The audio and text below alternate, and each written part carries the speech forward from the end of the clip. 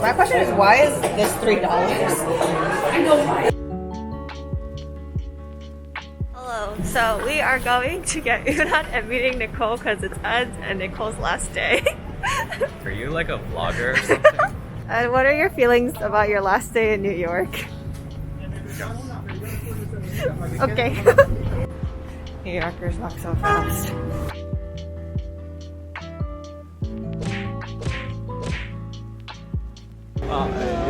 It's a mess, but look at these pants that I found at the thrift store. It's leather lined and it's only $20 from Ann Taylor, and then fit for the day. So we are going to Ess-a-bagel as recommended by Ruru's friend a couple years ago. We're like 5. 5 years ago. All right, we're gonna test out the quality if it's changed within 5 years. I wonder what these are for. Tell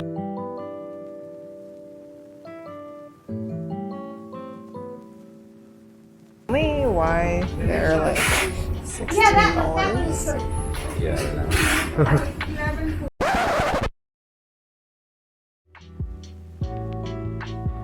I think Ruru tricked me into ordering something I didn't want to order. You didn't not want to order it. You just didn't know how much it would be. My mind thought it was fine. I didn't tell you what to order. You were like, whatever he's having. Alright, we'll see the price.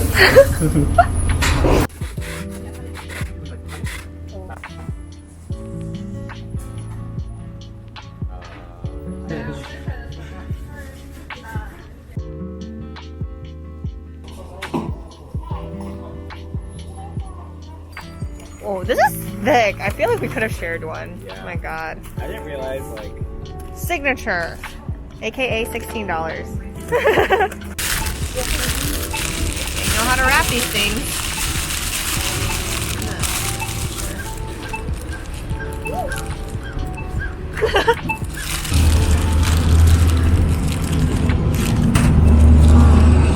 But this is pretty good. Anything cream cheese. I think I would have been just fine with the cream cheese. I would wait like 2 hours. Oh, what the heck?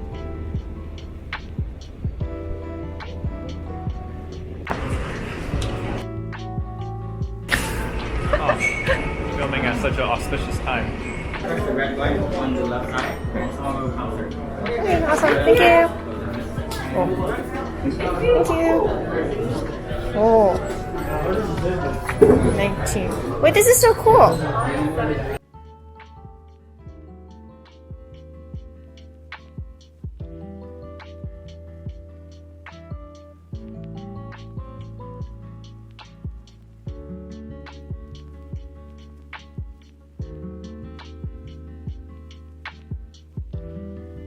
Done eating, you're gonna bring your number with you to cashier the checkouts. Okay, awesome. Thank you.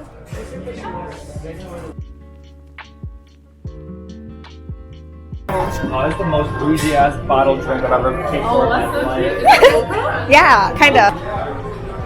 How is it? I guess the beer is like $8, right? Yeah.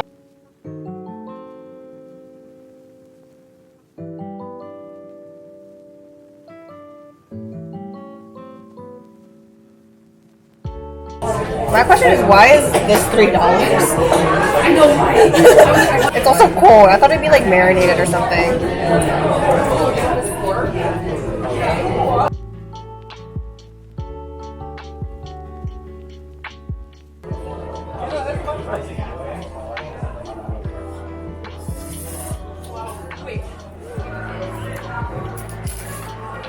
What is the review? It looks like very icy. It's like generic. Oh my god, the texture's not even smooth.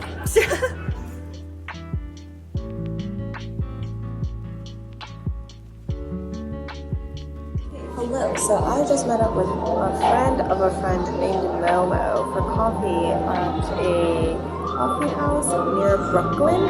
Pretty good.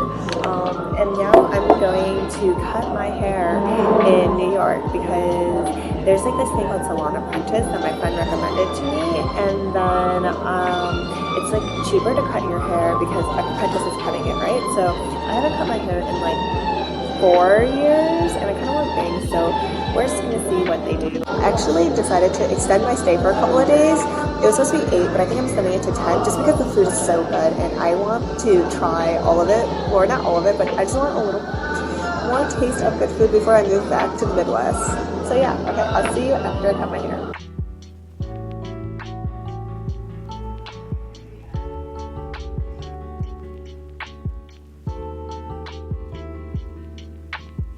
So this is the picture that I showed her. Let's see how it goes. So cool.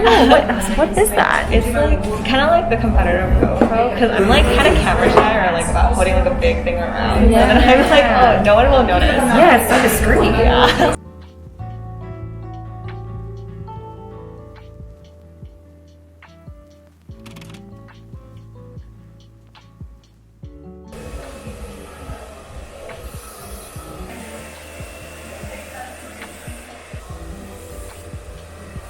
So I just finished cutting my hair. I asked her to give me curtain bangs, and then I think she kind of like curled and styled my hair a little bit too. And she was so nice. I like really enjoyed getting to know her. And yeah, I'm just really glad I did it. And it was only $25. Obviously I tipped, but yeah, I'm super happy. Also, it turns out, so I wanted souffle pancakes, right? And turns out this hair styling place is right down the street from Flippers. And I think that is like one of the most popular souffle places, and it's like a chain from Japan. So, you know, it all just worked out. Okay, I just gotta find it now. I found it. It was literally a minute walk away. I really hope it's open. Oh, it's so cute. It's so tiny.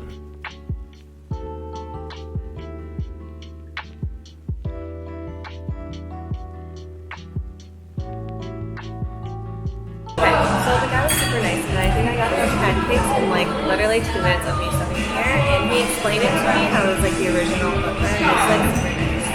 Yeah.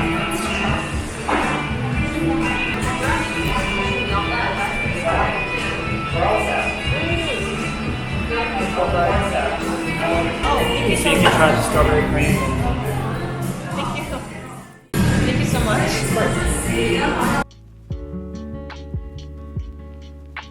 Okay, it's actually really loud, so I will come back later.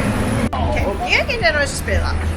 You know, contrary to popular belief, New York people aren't that mean, and they're actually so nice. I've been having nothing but good food experiences. Yeah, anyway, super happy about that. So now I'm in K-Town, and I'm meeting up with a high school friend of mine who flew in for a tattoo. We're gonna go at Itaewon Poocha, and I haven't seen her since pre-COVID, so I'm pretty excited that we were in New York at the same time. Like, what a coincidence, right? Anyway, I will see you when I get to the restaurant. I found the place. Oh yeah, they're like the same. But I don't know which door. I'll take care of you for about 30 minutes. I'll have to stranded in the city.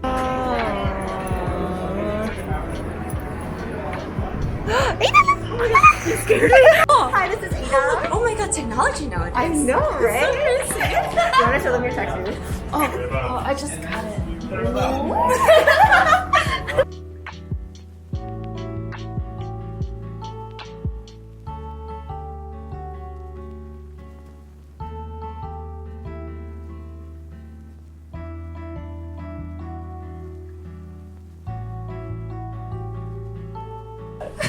No, we have like a lot of important similar placements. Wait, what's your birthday? November 23rd. Oh, you're November Savage. Interesting. Okay. So I mean, very similar to what I said with him with like Sag Sun, like the same things apply. It's like so Sag Sun, very similar. It's like very go with the flow, like existential, philosophical, not a little bit of impulsive energy. Don't necessarily like love planning things out. Like kind of just like big brain, very intuitive, that kind of energy. Big brain energy. Oh yeah, big brain. Moon and Capricorn. So Capricorn it's like very they're the sign that's like driven by their idea of success. So I say like their idea of success in the sense of like it's not like just money or fame or whatever. It's like whatever they deem as successful. That's what they're driven by. So your moon in Capricorn means that like your self-view and your emotional, like moon being like your emotional planet, is very like probably very hard on yourself internally. Like very like if you don't exactly match up to this like insane standard that you set yourself, like you're disappointed. Moon and like Capricorns are also very notorious for never fucking telling you what they're feeling. So your moon in Capricorn means that you're not necessarily very forthcoming with your emotions or like talking about like where your emotions are at. Oh, that one I actually feel opposite. Again, it depends on the human being, right? Like it also depends on the rest of the chart, but like my Capricorn sun friends or like my Cap moon friends, it like again it varies, but like it's they might tell you later or like after the fact, like during the thing, like a lot of my Capricorn friends, like their emotions are a black box. You'll rarely actually figure out what they're actually feeling. You know, some of my Capricorn friends are like that too. Yeah. So I feel like like Capricorn moon, I think is just more because it's your emotional planet, not necessarily like your core sign. It might be more like to yourself as opposed to like to other people, right? So Capricorn moon could be you're even more emotionally closed off, or just more like you're extremely hard on yourself, because like Capricorn's about like exactitude and like, you know, success and like it's basically girl boss as a planet. One of the reasons I said that we'd get along really well is like I'm not a Capricorn. I'm not my big three of the Capricorns, but I have a ton of Capricorn placements otherwise. I won't get the astrology terminology for it, but I have a lot of Capricorn energy for what it's worth. So like the biggest signs of my chart are like are Sagittarius, Aries, and Capricorn, and so like it's a lot of like that's a lot of compatibility there. So your Mercury is the same as him. So like very big thinkers love talking about like big topics like existential, like, you know, if you like something you really want to get into the weeds of it, but like if not, you're really not concerned with details. Like you're not necessarily the most detail-oriented person that you need to be, and also not necessarily the best at communicating your emotions all the time. Or like, you know, if you do need to communicate something difficult, words don't always express what's actually going on in your head. Again, I feel like for women that might be a little bit different because we're socialized differently too. And your Mercury is in retrograde, which might mean it's either you're like it's retrograding when you were born, which like I actually learned about this morning. Yeah. If it's retrograding in your chart, that means it's like a certain type of intensity. So either that means you're not as plagued with the difficulties of that sign, or you're more plagued by it. It just depends on the person. So in this case, if you don't feel like you have a difficulty in communicating your emotions, that could be that. So the other place that we actually have in common is Venus and Sag. So Venus is like your romantic, like how you love. This is actually one of the reasons why, like, I was like, fuck, when I read my chart, it's like, so me and my roommate had a joke of like how I haven't had a romantic endeavor that's lasted longer than 3 weeks in like 4 years or so. And like Sag Venus is very much the like, in a man it's a fuckboy placement. In women I'm all emotionally essentially a fuckboy. It's not a sense of like it's heartlessness. It's just like as soon as you realize that this energy is not for you, you're gone. Like I get bored very easily in love. Like I'm just like there was genuinely a time I was seeing someone and I had to pull up his picture to remind myself that I liked him. Like it is just so not friend of mine. But it's like very you don't want to feel trapped in love because you see like you're not. Like Sagittarius Venus is can kind of played as like commitment phobic or like they'll cheat all. It's not necessarily that. It is you don't want to sink your energy into something that's not worth it, right? Like and so like until proven that it's absolutely fucking worth it, you will not be there. At least that's how like mine persists. And so like this is very biased by like my perception of like my Sag Venus, but it's also like. You only like I feel like Sag Venus is dating people who make you better and you know that they make you better and you can actually feel that versus trying to just commit to like anyone. I actually have opposite issue with that too. Interesting. So I'm like I think I overcommit early. And then it's like I think it is like similar in like I commit but then once I figure out that that's not worth the energy, then I like drop it, but then you're in deep. Yeah, I'm in deep already. And these are like 1 year, 3 years, 2 year relationships. Oh, that's interesting. Yeah, and again, this is obviously like for me, this one's overly biased, but like this is also like the half of this is my chart, which I was like, oh, interesting. Also, it's like some signs don't get along with the same like so it's like I don't know, an Aries might not get along with an Aries necessarily, but like Sagittarius love fellow Sag, like we love each other. Like I was like, you're both Sagittarius, amazing. That's interesting. So you just like your love life patterns are more like you don't mind committing quickly, but like you're also but you're easy to pull out if you need to. Or no? No. Or it's a learning in progress, right? Because I think for me, it's like I have a big capacity for tolerance, and I think I try to like a little too much. Yeah. So I tend to stay until it gets really bad, like either emotionally or like otherwise, and then I'm like, okay, I like can't do it anymore.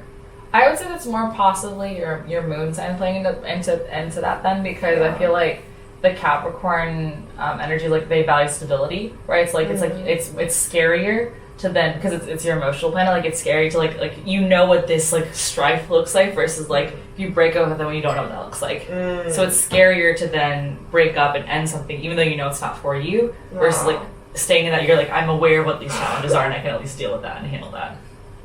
That's fair. Yeah, that would be my guess, but again, it's not science. Also, so you said you don't know if it's AM or PM, but I would actually argue that it might be more PM. But I want to ask you a question like, what's you like at a party, or what do you like at a party?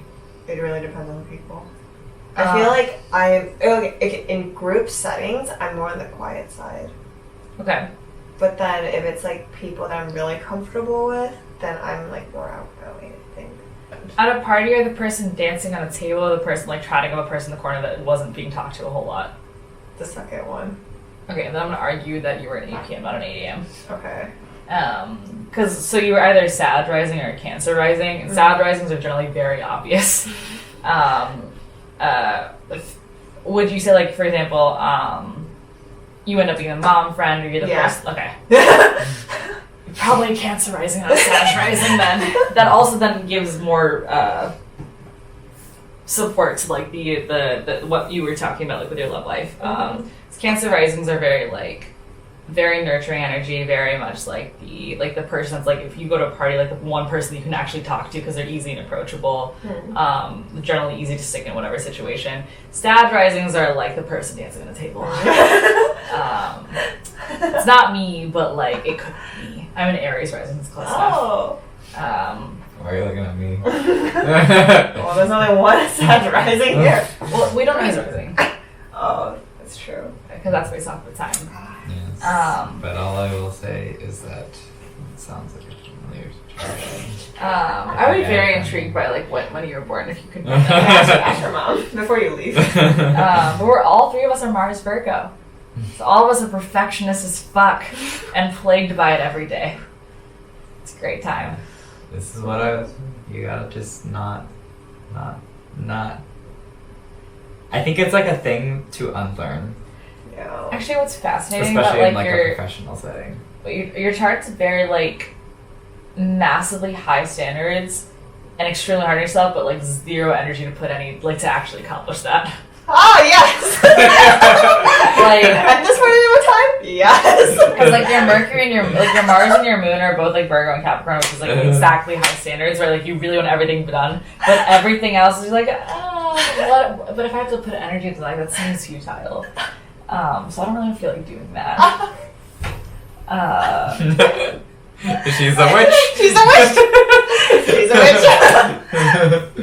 That's so funny. I won't go any further because since we don't actually know your birth time like properly, but because I don't want to like give you stuff that's not actually correct. But that would be my reading. That is pretty happy.